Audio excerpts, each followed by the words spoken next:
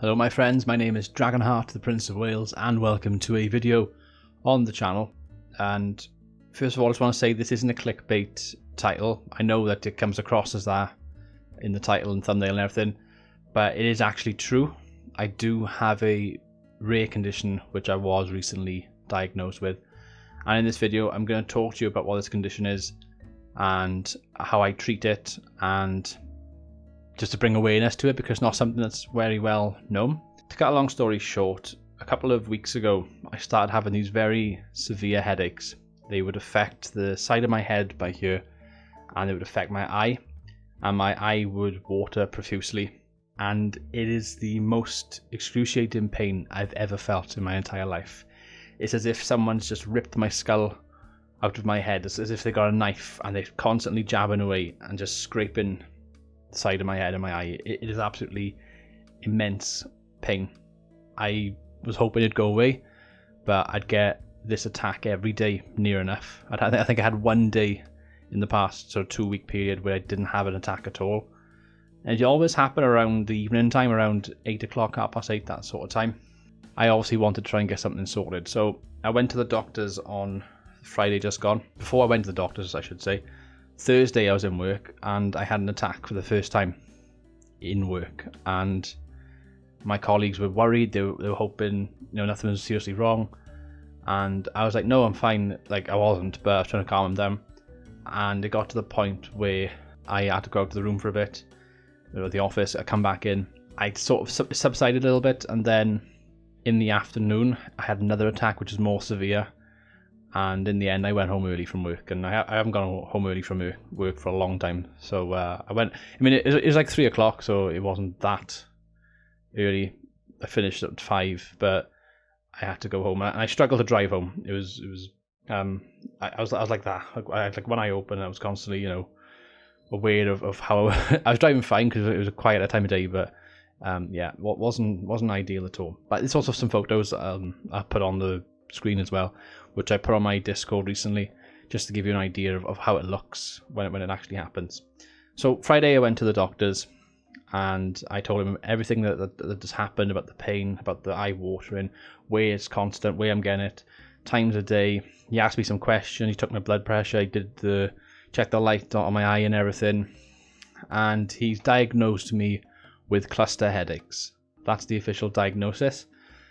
What I'm going to do, I'm going to leave a link to a video in the description down below. It'll be the very first link at the top of the page. It's a video to a YouTube video by the BBC. It's only 3 minutes long, but it shows you footage of what it looks like and how it sort of feels to be someone who suffers with cluster headaches. I'm going to read you what cluster headaches are on the NHS page here. So cluster headaches are excruciating attacks of pain in the one side of the head, often felt around the eye. Cluster headaches are rare. Anyone can get them, but they're more common in men and tend to start when a person is in their 30s or 40s. So in the UK, there's, I think, I might be wrong, but I believe it's about 65 or 66 million people in the UK. On that BBC video, which is 2 years old, it said that people who've been officially diagnosed in the UK range to about 100,000. Out of about 60 odd million people, only about 100,000 or so have been officially diagnosed with this. There are probably more people who have it, but have been misdiagnosed because it is easily misdiagnosed as migraines. So I'll carry on reading a little bit more about this so you get an idea. Cluster headaches begin quickly and without warning. The pain is very severe and is often described as a sharp, burning or piercing sensation on the one side of the head.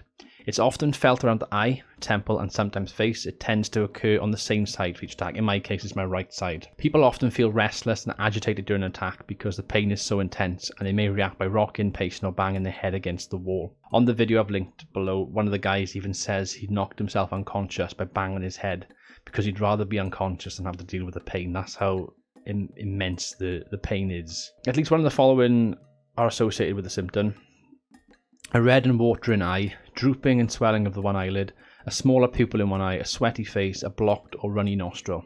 The attacks generally last between 15 minutes, if you're lucky, and 3 hours, and they can typically occur between 1 and 8 times a day. So like I was saying a little bit earlier, I've had like one day in the past 2 weeks where I didn't have an attack, but every evening near enough I've had an attack. But then the day I went home early from work, I had 2 attacks in the same day. But at most it's been reported at 8 times possibly, so it just happens. The way that I can sum it up, because you're probably wondering how this takes shape, how you even get cluster headaches in the first place if it's so rare. It's basically a chemical imbalance in the brain.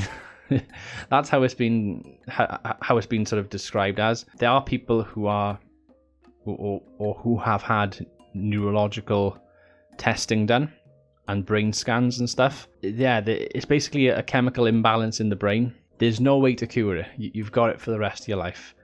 Now, it's called cluster headaches because clusters of these headaches, or these headaches happen in clusters, should I say, to speak properly.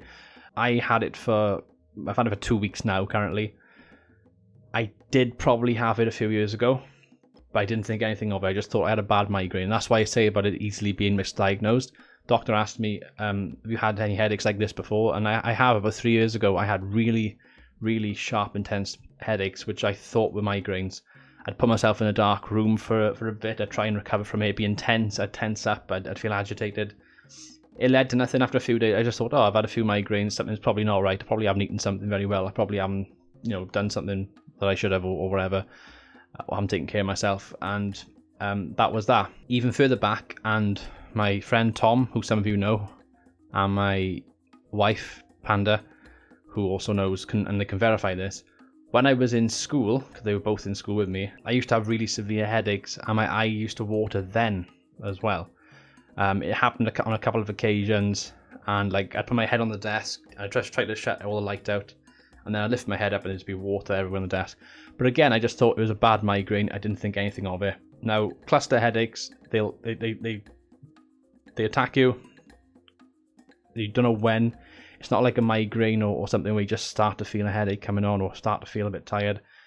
You find one at the next minute, bang, it hits you and you've got it straight away. You have this for a period of time, which can be a few weeks.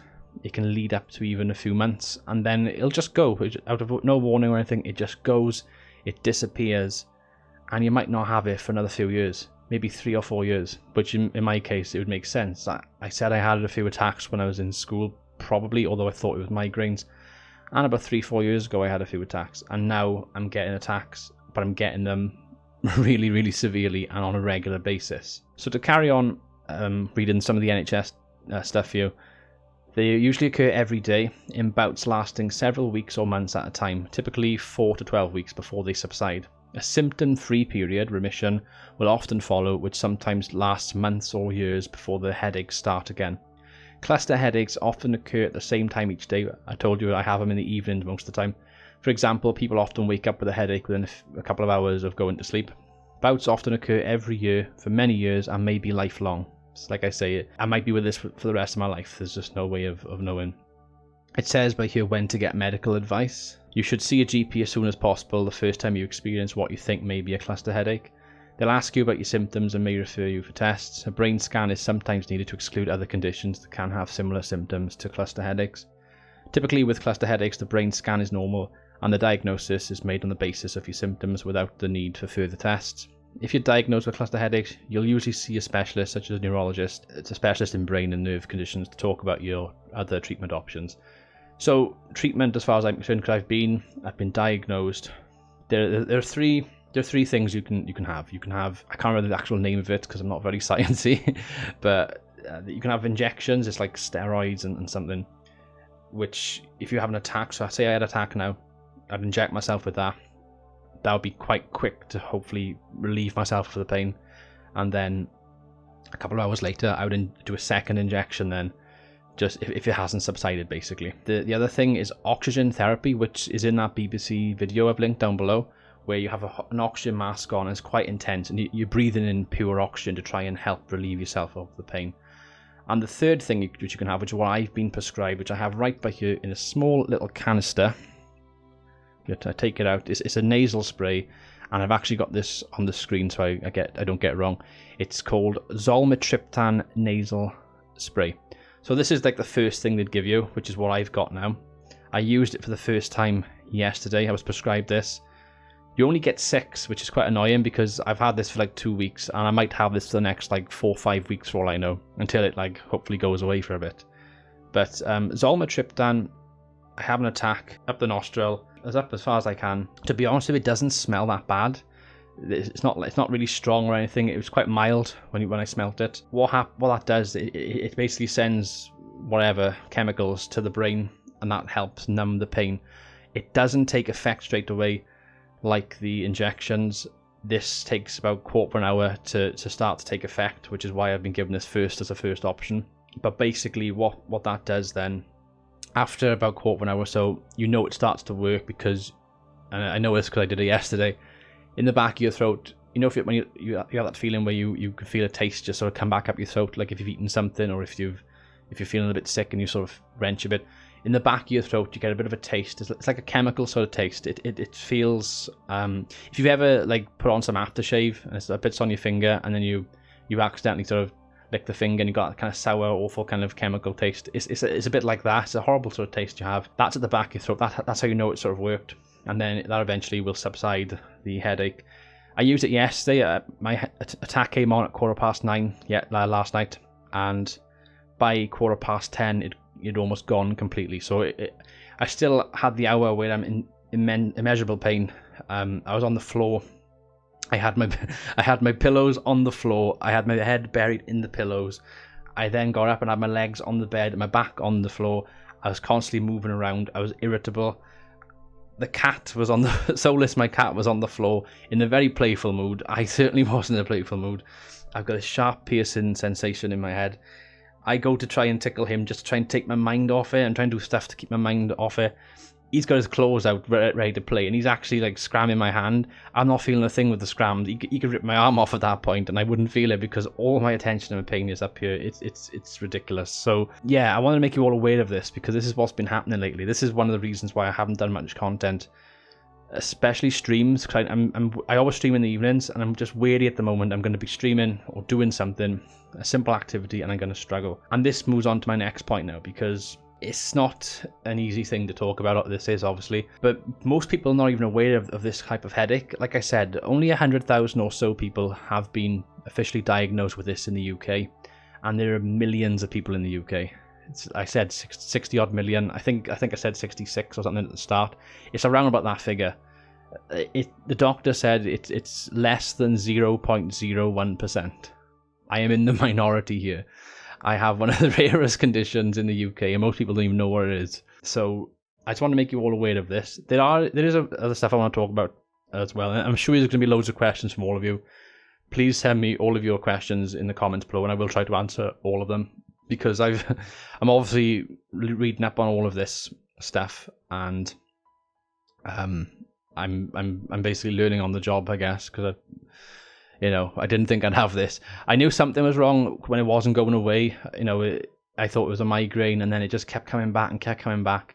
And then you start to try ruling things out. Is it certain triggers? Is it smells? Is it paint? Is it petrol? Those kind of smells, don't think they trigger them at all. Is it light? When you've got the attack, sounds and light, stuff like that is heightened to the max. I can't look at screens. I got photosensitivity when that happens. Even just dropping something quite lightly on the floor is so sensitive to me. Simple moves, tapping a desk, stuff like that. It's all just intensified so much that I'm just a nervous wreck. I just can't stop moving. It's awful. Let me just read a few more stuff by here for you. There's an organisation called the Cluster Headache, the Understanding of Cluster Headache, which Organisation for Understanding Cluster Headache, which is abbreviated as OUCH, which I think is quite funny. They got a pretty good website, to be fair. And I'm going to just quickly... I'll probably put an image in here for you guys so you are aware of something which they do. I've actually bought something from their shop on the website, and there's a reason why. I may have to make a jump cut here, but there's something on here called info cards. And basically, if I'm out in public, this is what I mean about the embarrassment there almost. If I'm out in public and I'm having an attack and my eye is drooping and water's going everywhere and I just can't function properly or concentrate, like I said, I went home from work early Thursday. I just couldn't do anything. I was just, there's a card which you can have. I'll put it on the screen, and it basically says, "Firstly, thank you for your concern. I suffer from a rare neurological condition known as cluster headache. This condition causes me excruciating pain to one side of my head. There's no need to call an ambulance. The last thing I want is someone to call an ambulance mistakenly, and I'm fine. I'm going to be fine like an hour or so. This attack can last anything between 45 minutes and up to 3 hours. Please don't be alarmed. I don't mean to be rude, but please don't ask me questions, as I am unable to think clearly during an attack. My extreme agitation is a symptom of the attack. There is little you can currently do for me, and I am best left alone until my medication takes effect and my pain is under control. For further information, please see over. So I've bought one of these. It is actually a pack of 5 for £1, which is pretty good value as far as I'm concerned. And I keep these in my wallet because if I'm out somewhere and I'm on my own, very rarely am I on my own, but there's a chance I might be, I can just give somebody one of these if I'm under an attack, and then we can just get that sorted out, and no one's going to be ringing an ambulance or something on my behalf, because I should be fine. And this is the point I want to get across. If you are a sufferer from this, or you know someone who's got this, it's not life-threatening, which is the good thing about it. I'm not going to just, I'm not going to just die from it or something, although I'm going to feel like I am. There's a few things I want to mention about this. It's not nice at all. It's called CH for short. They've got another proper technical name. I think it's called something like I can't speak science. Transcutaneous vagus nerve stimulation or something like that. It's all to do with the brain basically, and the chemicals and stuff. But it's also been called the suicide headache because people want to kill themselves when they're having it. As harsh as that sounds, and as that's what I've seen it called online. It's been referred to as the suicide headache, which isn't pretty at all. And then somebody on this Ouch website, and I'll try and get this picture on here as well, has done a drawing of how it feels. So someone who's a sufferer has done a drawing of how it feels. And it's basically a picture of a man with their eye wide open and just nails and also just going into it. It's absolutely horrific, I tell you that now. When I get an attack, what happens to me? Well, I take the stuff and I try my best to get through it, obviously. Eventually it subsides. It absolutely exhausts me. I'm sapped of all energy. When I'm agitated, when I'm under an attack, I can't think straight. It's just excruciating. And I'm wincing and I'm rolling around on the floor and I'm doing all sorts. Once the pain goes, I want to go to sleep. My eyes are slammed shut. I'm almost ready for bed. I'm really tired. I can't function properly, and I need to rest basically. And that's what happens. I end up sort of almost falling asleep, and that's what happened last night. I took the spray. I put a gel pad. Gel pads I don't think they do much, but for me, I feel like it at least cools my head down. So I put like an ice cold gel pad, which we bought. They're for migraines, but I just feel like it helps a little bit for me personally. Whether it has any effect, I don't know, but I'm going to use it because I feel like it does help me cool my head down. I got that on my head. I wake up in the mornings, the gel pad's like still on my head because I've fallen asleep like that. It is awful. But when I wake up in the morning after I've had an attack, it's almost the same feeling as if you're hungover. If you've ever been somebody who's had a few drinks, you're very tired, and you wake up in the morning and you feel a little bit hungover, a bit dazed. That's what I'm like when I wake up. I'm dazed, I'm hungover, and I just don't feel like I can function properly. I don't feel like I can get out of bed properly. It saps me of all my energy. And this is like one of the things which I'm going to have to try and get used to. The good thing about this is the silver lining, I suppose. The good thing about this, it's not always going to be there. It will go away at some stage. It might be next week, it might be tomorrow, it might be in 2 or 3 months' time. And it will have a period of remission where it goes away, but it will come back. It's like I said, it's to do with the brain. It's the chemicals in your brain. They don't know much about it. Research about this is quite new. People used to misdiagnose this all the time. It's only in the last few years they've understood that it's something different and it's something that's quite rare, and they don't really know if there's any permanent thing you can do. Luckily, we have got the nasal spray and the injections and the oxygen. And there are neurologists out there that are still working towards trying to find a solution. And there are people who have this condition like myself who are volunteering. I think on the Ouch website, they go to London somewhere. And if they're currently under an attack, they go there and they give their permission and stuff. And they can have like brain scans and done while they're under attack to see what happens and stuff. So yeah, really, really, really, really awful thing to have. But the other thing on this page by your cluster headaches, it says about avoiding triggers. Avoiding triggers of cluster headaches can help prevent them. For example, you should avoid drinking alcohol during a cluster headache bout. I've stopped drinking alcohol.